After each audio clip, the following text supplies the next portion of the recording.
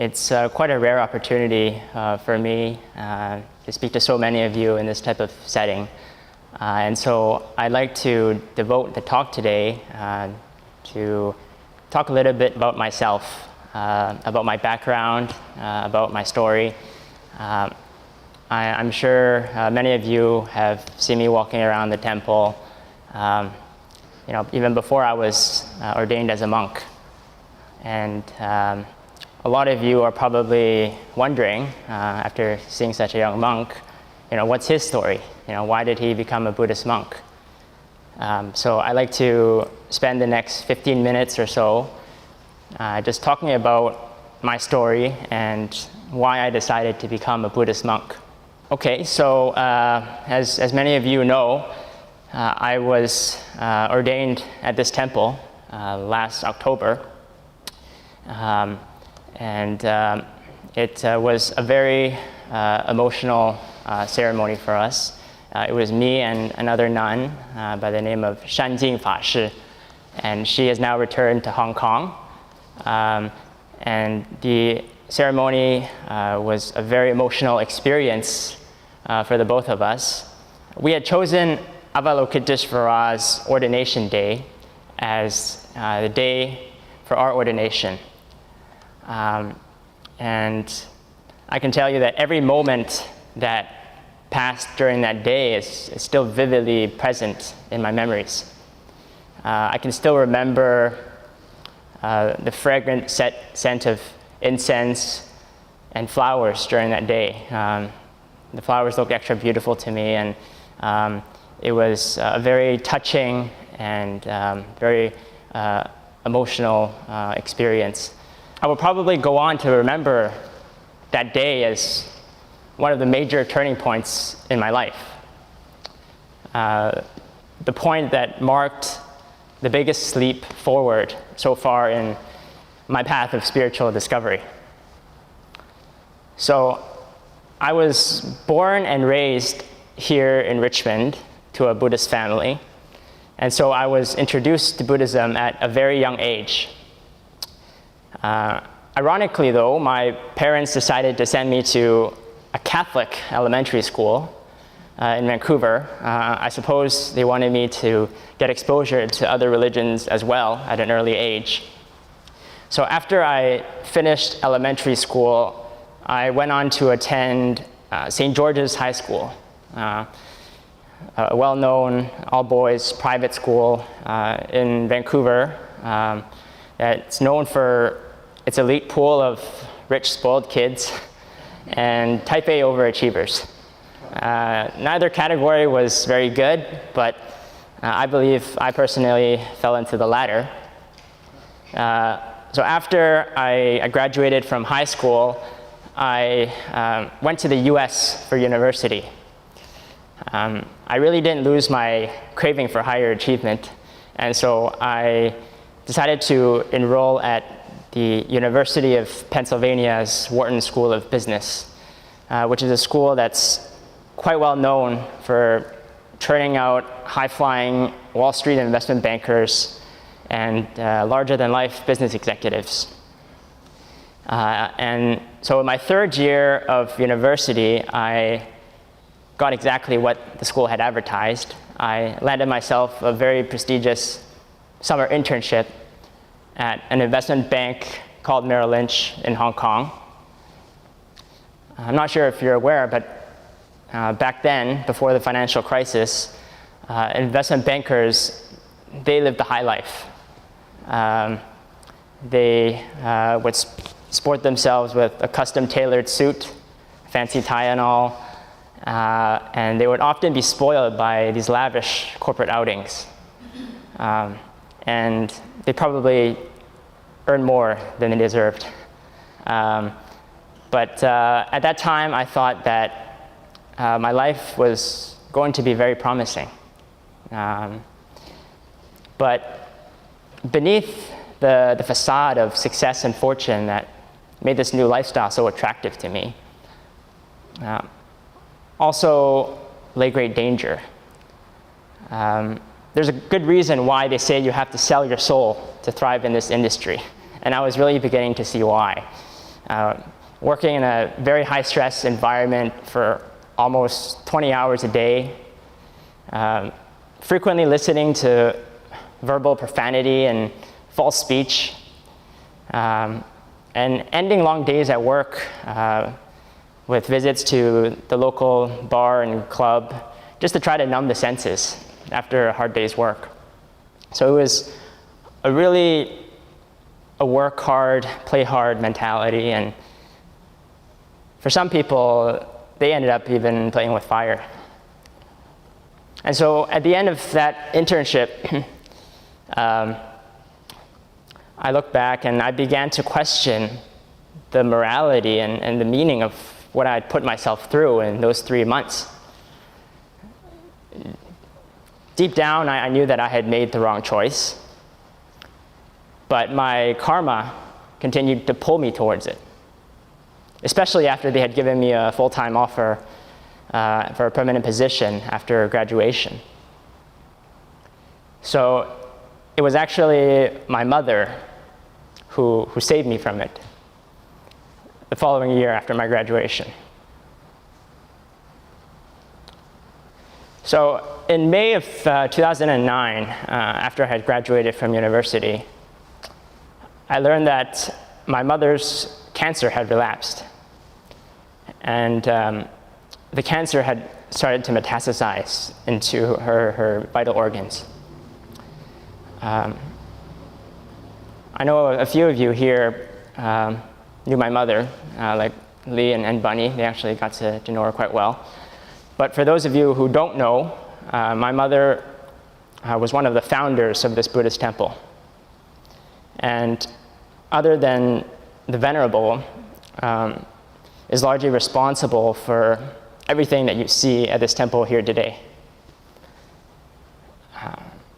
She devoted her whole life to this meaningful project, and without her contribution, you would not be seeing such a beautiful place here, with such beautiful, exquisite buildings and majestic statues. So anyhow, after I had graduated from university, my mother's critical condition forced me to put aside those career plans, and so I came back to Vancouver to be with her so that I could care for her. And it was during this period that I started to become more spiritual. So not long after, the doctors here decided that she was too ill for treatment. And so they started to refer her to palliative care. And we didn't want to give up. We wanted to continue to fight on. So out of desperation, we reached out to a family friend in China who was able to connect us with a hospital in Shanghai that was willing to treat her. And so we were on the first flight out of Vancouver, and we arrived shortly in Shanghai. And not long afterwards, my mother started her treatment. During this whole process, my family and I, we never gave up in our prayers. And it was also during this time that I noticed my spirituality beginning to grow. It wasn't long before the treatment that my mother took on miraculously seemed to work, and she started to feel better again. It was during that time that she encouraged me to begin my job search again. And so I did as she told, and I began to look for another job. I knew that investment banking was not going to be the right fit for me. And so I decided to look elsewhere in my field of finance, and I ended up finding a job at an investment fund in San Francisco. And it was a dream job for me, the job that I had been waiting for all 4 years of my life, studying at university. But as we all know, the nature of life is very impermanent. And 1 month later, my mother fell sick again.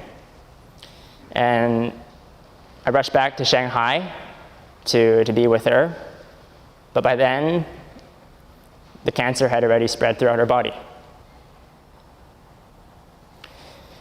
So what happened next was what I believe to be my spiritual epiphany, which led me to this path of ordination. So it was on the evening of April 13th, 2010, and I'll always remember what happened on this night very vividly. My sister and I were by my mother's bedside. She was in a very critical condition in the hospital. Her vitals were getting weaker, and she was struggling to stay with us. And so it was during this time that my sister and I started to chant Avalokiteshvara's name by her side, knowing that the time had come for her to leave us. So in the mid-evening, after she had battled cancer very courageously for over 8 years, my mother passed away in the Renji Hospital in Shanghai.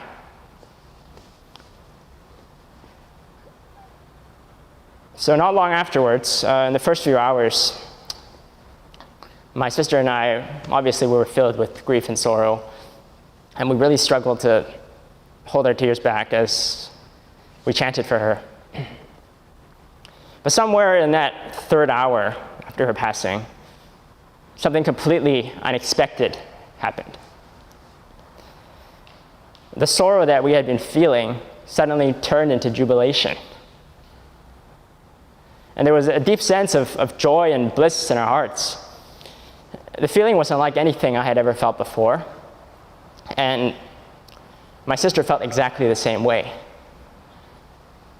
So it was this remarkable feeling that was also accompanied by mental images and thoughts of Avalokiteshvara Bodhisattva coming to receive my mother and leading her to a much better place.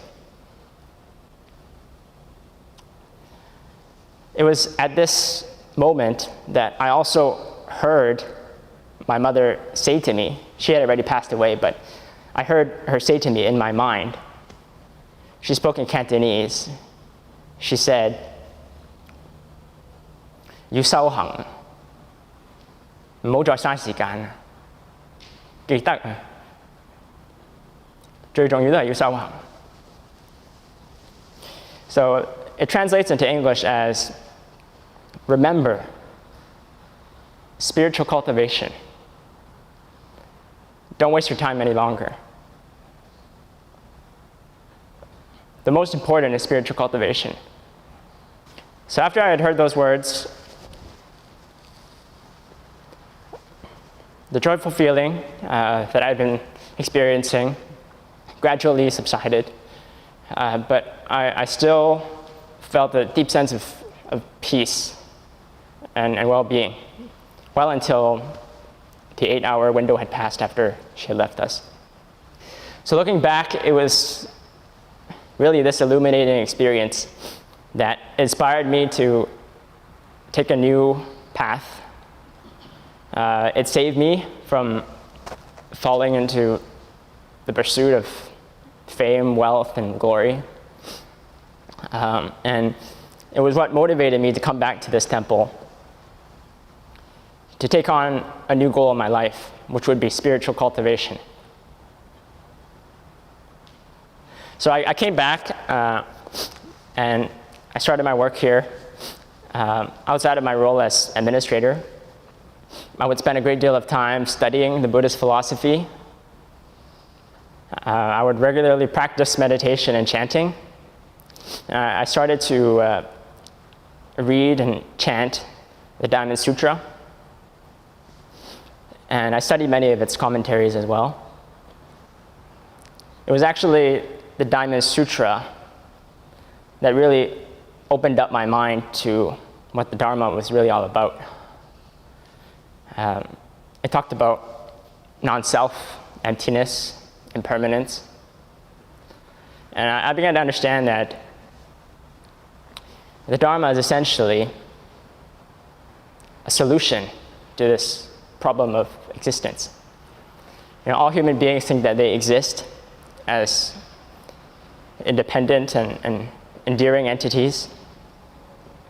And as a result, they selfishly run after all these things that are all dependent on conditions, all subject to impermanence.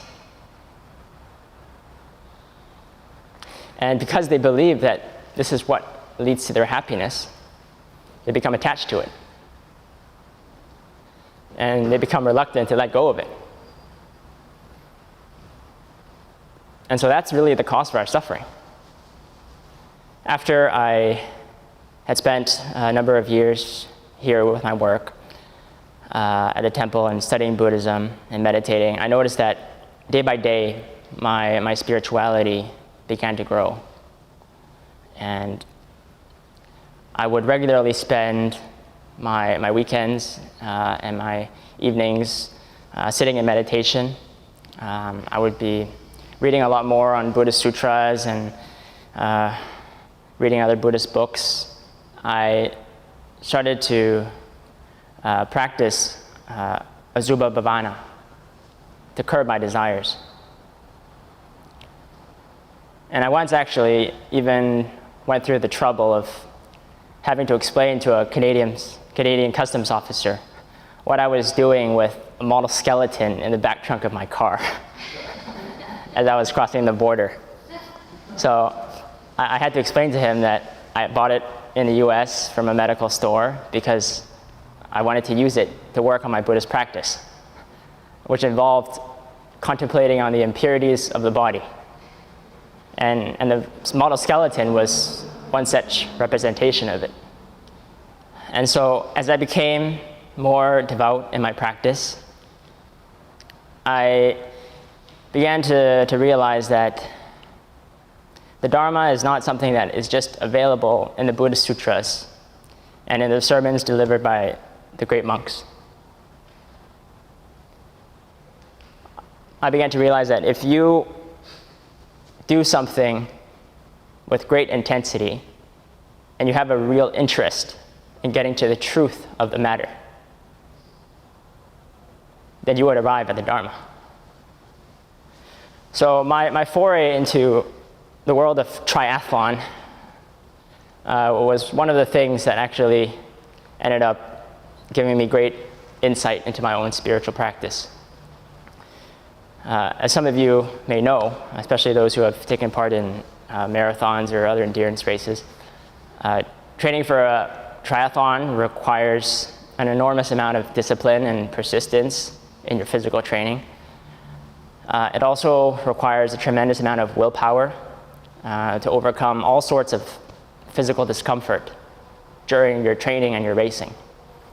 So I was really amazed at the sheer number of hours and the intensity these triathletes would put in to train their bodies to be healthy and fit, all to take on this demanding physical challenge. And in the course of my training with them, it began to dawn on me that while so many people would spend so much time to train their bodies, their physical bodies, to be healthy and fit, how many people would actually take the time to train their minds to be healthy and happy? So after 1 year of triathlon racing, I decided that if I wanted to make the biggest progress in my Dharma practice, that I would need to turn pro. And that for me meant becoming ordained as a Buddhist monk. And so it's been almost 1 year since my ordination, and the transition from layman to monk certainly was not easy. I had its fair share of obstacles to overcome. But I knew that with any meaningful pursuit that you take on, you have to make sacrifices. Albert Einstein, he summed this up very beautifully when he said, I must be willing to give up what I am in order to become what I will be.